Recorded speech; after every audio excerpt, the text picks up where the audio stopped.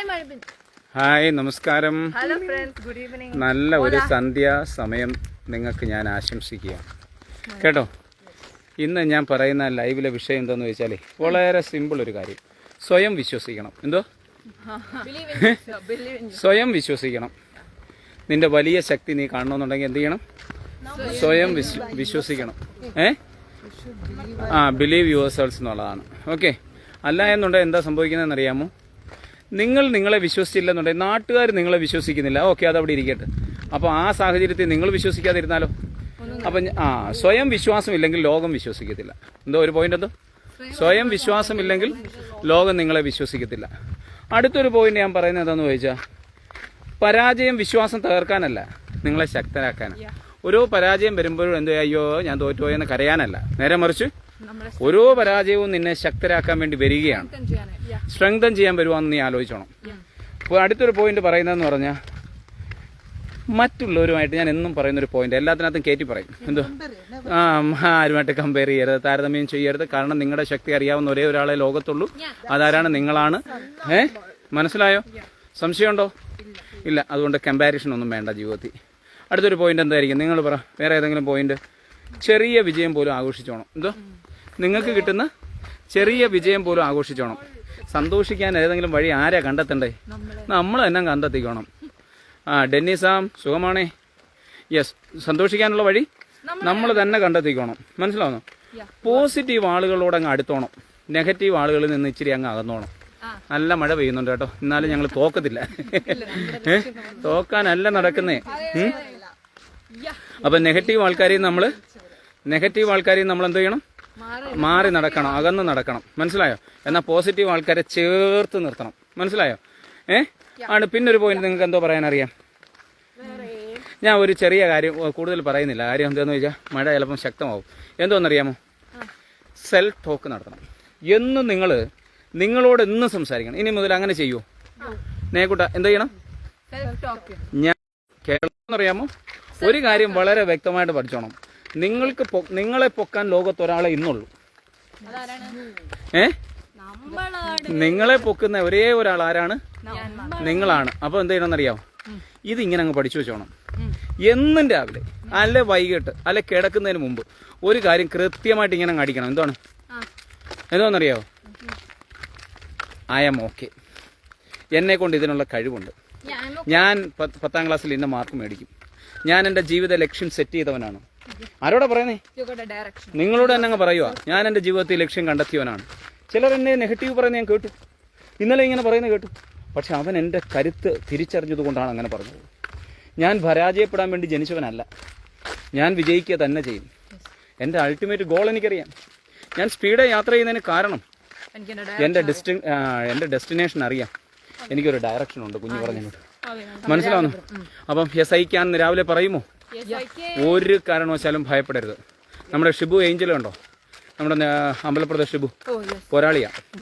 ഒരു കാരണവശാലും തളരത്തില്ല കേട്ടോ. അയാൾ തളരാൻ ജനിച്ചതല്ലെന്ന് അയാൾ പറയുന്നു. എന്നോട് എപ്പോഴും പറയും, ജീവിതത്തിൽ എൻ്റെ ലക്ഷ്യം ഞാൻ കണ്ടെത്തും എന്നെപ്പോഴും പറയുന്നൊരു മനുഷ്യനാണ്. ജീവിതത്തിൽ വേദനകൾ അയാൾക്ക് ഒത്തിരി ഉണ്ടാവും. ആ വേദനകളിലുള്ള കരയാനല്ല നിൽക്കുന്നേ. ആര് സഹായം ചോദിച്ചാലും ചെയ്യാൻ അങ്ങനെ റെഡിയായിട്ട് നിൽക്കുക. മനസ്സിലാവുന്നോ? ഒരു കാര്യം കൂടെ ആലോചിച്ചോണം. ഷിബു പറയുന്നതിൻ്റെ കൂട്ട്, ഒരു കുഞ്ഞെ നടക്കാൻ തുടങ്ങുമ്പോൾ പല പ്രാവശ്യവും വീഴുമോ? പക്ഷെ അത് കുഞ്ഞ് നടത്താൻ നിർത്തുമോ? അത് പിന്നെയും വീണുകൊണ്ടേയിരിക്കും. നിങ്ങളുടെ ജീവിതത്തിൽ ഇത് കൃത്യമായിരിക്കണം. നിങ്ങളുടെ ജീവിതത്തിൽ നിങ്ങൾ നടക്കാൻ തുടങ്ങുകയാണ്. നിങ്ങളുടെ നടത്തെ തളരുത്തുന്ന രീതിയിലുള്ളവരുടെ പ്രഷർ ഉണ്ടാവും. കുഞ്ഞിനെ എടുത്ത് മാറ്റി കുഞ്ഞാണ്, പിന്നെയും കുഞ്ഞ് നടക്കും. അതേപോലെ ആയിരിക്കണം നിങ്ങൾ ജീവിതത്തിൽ. ഒരു സെക്കൻഡ് തളരരുത്. മനസ്സിലാവുന്നു? ജീവിതത്തിൽ പ്രായം നോക്കരുത്. ഷിബു, ഞാൻ പറയുന്നത് ശരിയാണ് കേട്ടോ. ഷിബു, തളരരുത്. യാത്ര അത് നമ്മളാ തീരുമാനിക്കുന്നത്. നമ്മുടെ ഡെസ്റ്റിനേഷൻ എവിടെയാണ്. നീ ജയിച്ചു വരുമ്പം ഈ ജനം നിന്നെ കാണും. തോറ്റു വരുമ്പോൾ ഉണ്ടല്ലോ, അവർ നിന്നെ കാണാതെ ചിരിച്ചെന്നിരിക്കും. ആ ചിരി നീ കാണുമ്പം നിന്റെ മനസ്സിൽ നീ ശക്തി ആർജിക്കും. എന്താ കാര്യം? നിനക്ക് ഭയങ്കര മോട്ടിവേഷനാണ് ഈ ചിരി. അപമാനിക്കലിൻ്റെ ചിരിയായി ഏറ്റവും വലിയ മോട്ടിവേഷൻ. മനസ്സിലാവുന്നോ? യേശു ക്രൂശിലേറുന്നതിന് മുമ്പ് അയാൾ വളരെയേറെ അപമാനമേറ്റ്. ആ അപമാനത്തിൽ നിന്നാണ് അയാൾ ഉയർത്തെഴുന്നേറ്റത്. മനസ്സിലായോ? നിങ്ങൾക്കെല്ലാം അപമാനം വരുമ്പോൾ, കഷ്ടപ്പാട് വരുമ്പോൾ, പ്രയാസം വരുമ്പോൾ വേദനിക്കുകയല്ല ചെയ്യേണ്ട, മറിച്ച് എന്താണ്? This is a right opportunity to grow up. മനസ്സിലാവുന്നു?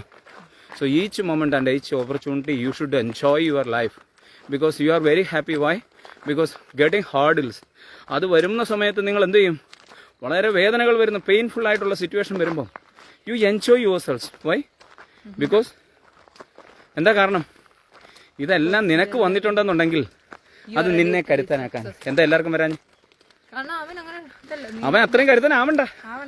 മനസ്സിലായോ?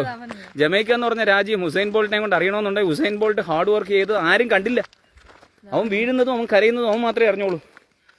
മനസ്സിലായോ? പക്ഷെ അവൻ ജയിച്ചപ്പം ലോകം മൊത്തം അറിഞ്ഞു. അതുകൊണ്ട് നമ്മൾ എന്തിനെ പറ്റി വ്യാരപ്പെടണ്ട. എൻ്റെ ഷിബുവേ, നമ്മൾ മറ്റുള്ളവർ നമ്മളുടെ മുന്നിൽ വിരൽ ചൂണ്ടുന്ന സമയത്ത് 4 വിരലുകൾ അവരെ ചൂണ്ടുന്നുണ്ട്. അത് അവർ തിരിച്ചറിയില്ല എന്നുള്ളതേ ഉള്ളൂ.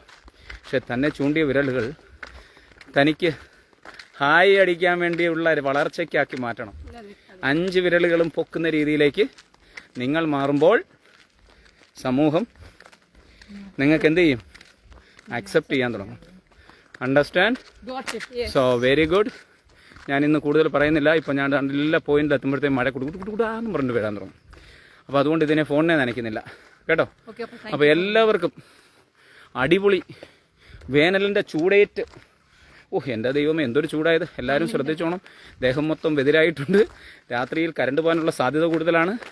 ഇന്ന് എൻ്റെ ഒരു സുഹൃത്ത് മിസ്റ്റർ നിതിൻ ഇപ്പോൾ എന്നെ കാണാൻ വരുന്നു വെക്കുകയാണ്. പക്ഷേ ഇന്ന് എൻ്റെ ഒരു ഫ്രണ്ട്, ഞാൻ പറഞ്ഞില്ലേ നിതിൻ, എൻ്റെ കൂടെ LLB പഠിച്ചതാണ്. പക്ഷേ കുട്ടിക്കാരൻ പുള്ളിക്കാരൻ കൊട്ടാരക്കര വന്നത് എന്തിനാണെന്നറിയാം? തിരക്കി പിടിച്ച് വന്നത്. എന്തോ കാര്യം എന്നറിയാം? ഒരു AC എടുക്കാൻ. എന്തുമാത്രം ചൂടായിരിക്കും. രാജ്യത്ത് AC കിട്ടാനില്ല. 1.5 പോലും 40-42 രൂപയാണ് പറയുന്നത്. 5 ടണ്ണിന്. മനസ്സിലായി? ബ്ലൂ സ്റ്റാറിൻ്റെ എന്ന് പറഞ്ഞാൽ സംഭവം എല്ലാം മാറി. ഇങ്ങനെ പോയി കഴിഞ്ഞാൽ മനസ്സിലാവുന്നു. അപ്പം വേണ്ട, വരുന്ന കാറാണ് അവൻ. Okay, thank you. നിർത്തുന്നു.